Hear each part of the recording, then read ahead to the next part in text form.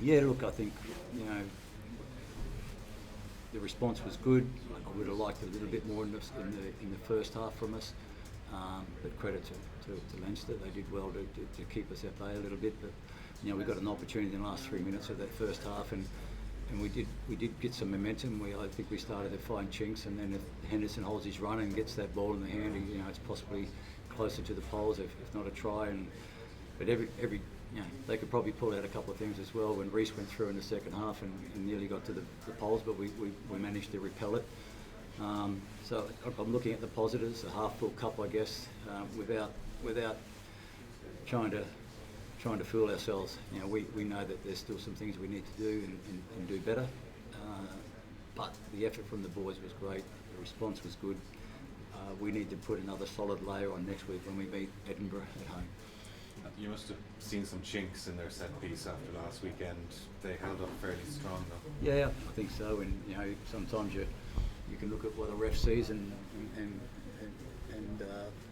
doesn't see at times, and you can go on about those things. But look, I think you do have to take your hat off to the fact that they shored that up. You know, aside from the penalties that were given, both set pieces probably performed reasonably well. We probably would have liked a little bit more of our set piece in the attacking zones and give ourselves more launch pads in that respect. But overall, you know, each week gives you a challenge, and you've got to try and turn up and make sure you improve on it. I think both teams have improved. They just got the result. How disruptive, saying to Ruin earlier on, how disruptive was the cancellation of your first game away in France Guyana to your whole kind of schedule and your mindset? Yeah, look, it's not something I want to lean on, but it had a fairly profound effect on a couple of things, and the reason I don't want to go negative on it is because of what happened. You know, there's still a lot of people hurting over there about what happened, but it was an opportunity for Rouen and Roy to have their first game. You know, another game of rhythm into the game and building with them. Henderson only had his first game last week, so we had three guys starting for the first time for Ulster last week. Three guys only having their second game, and maybe that second half we started to see how the rhythm can build when you get rhythm of all those guys into what we're trying to do there.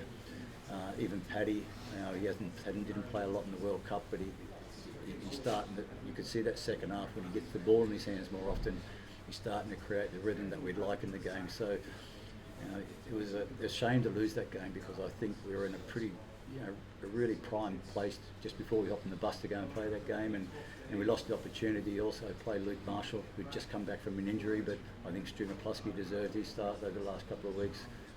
So it changed the shape of how you're trying to schedule forward and trying to build your options going forward. So it wasn't ideal, but I'm not going to bleed about it, because the bottom line is there was some more important things that weekend than me getting rhythm in a rugby team. And what about the rescheduling then? How does that affect your chances? Obviously,